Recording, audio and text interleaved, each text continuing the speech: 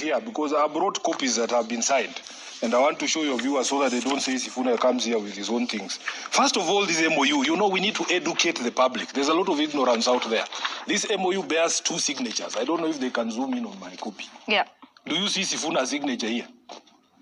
There are only 2 signatures, Yvonne, if you can read from where you are. Who are these people who signed this MOU?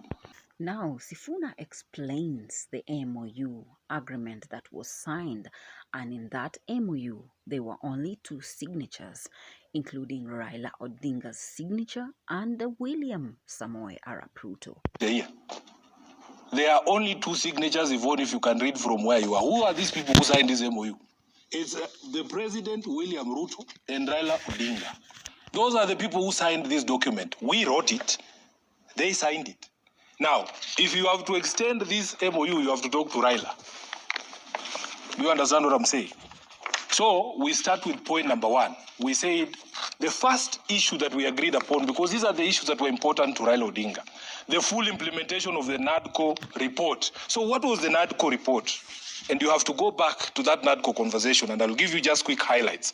The first one was an audit of the 2022 elections. You have just asked me here about the question of this CEO exiting. Majan has a lot of questions to answer, not just to members of ODM and the opposition or supporters of Raila Odinga, but to the country about what happened in 2022. So this is what we agreed in Nadco, a comprehensive evaluation of the 2022 electoral process to enhance transparency and public trust. That has not happened. And I challenge that Agnes Zani-led committee to show us where an audit of 2022 has happened. The next one, government expenditure cuts. All government arms should reduce travel budgets by 50%. Just the other day, you saw in the newspapers a report. Kindiki, the deputy president, 340 million shillings expenditure or budget for his travel, private jets and choppers. Number 3, devolution support. Calls for the national governments to finalize the transfer of all devolved functions to county governments. I want them to demonstrate to us how that has been done. Finally, there was a question of the political parties regulation, where Baba, through Nadco, had agreed with UDA to establish an independent political parties regulatory commission to oversee registration and funding of political parties. Even this question of funding of political parties, I can state authoritatively here that the money and the resources you see being spent in those ODM rallies, the so-called underground, those monies are not coming from ODM headquarters. Where are they coming from? You will ask them. Because for me, this is what I'm telling you. This is what I'm telling you. I can only account for monies that, because I'm a signatory to the bank accounts, forget this rubbish you hear people saying here.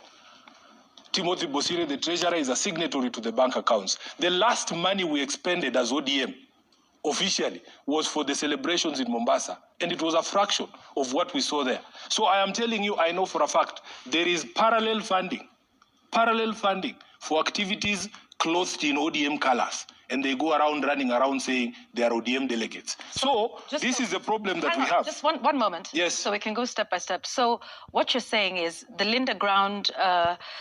those rallies are not financed from party headquarters. Well, I have a question. If the Nadco report was not implemented when Raila was still alive, do you think they are going to implement it right now? And who is actually funding these rallies? Because Sifuna clearly says this money is not coming from ODM, being a signatory of the accounts.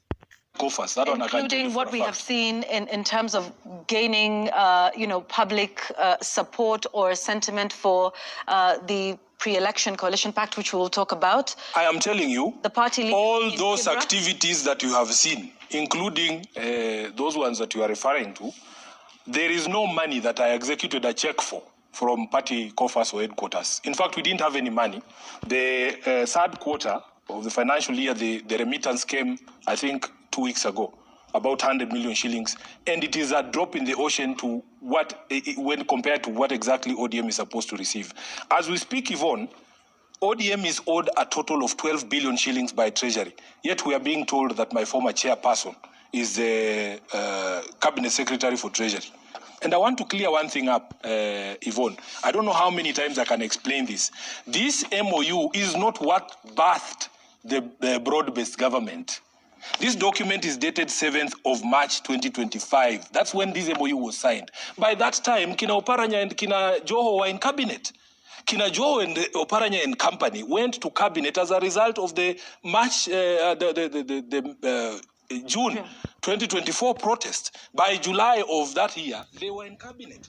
That is the genesis of the broad-based government. This document is not what established the broad-based government. This document, in fact, when you read it, it says that we are not forming, it does not form, or is not the basis of the formation of a coalition with UDA.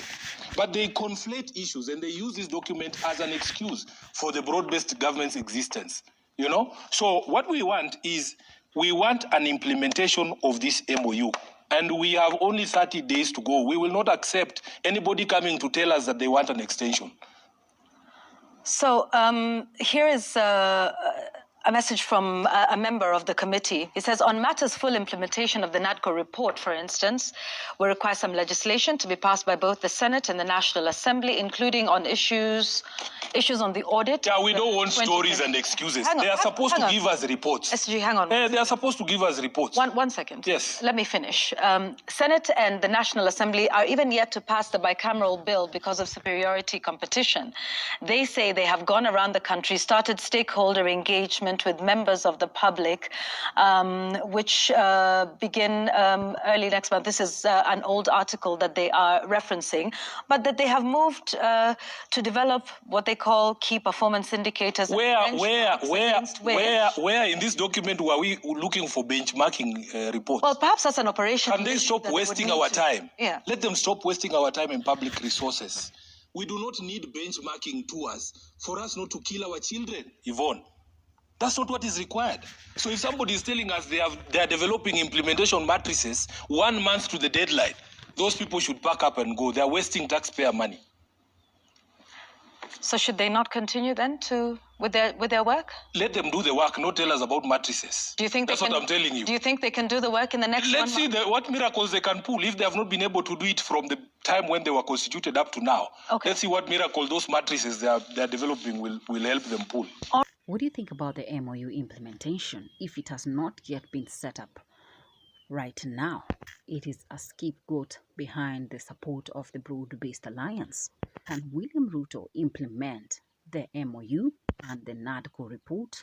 Politics is getting intense, and surely William Ruto has a tough nut to crack in Edwin Sifuna, the fierce political firebrand. Well, what do you think? After listening to Edwin Sifuna, what are your conclusions? Leave me your views on the comment section. Subscribe to Real News, the channel where you get all your trending politics. GD Ishmaels.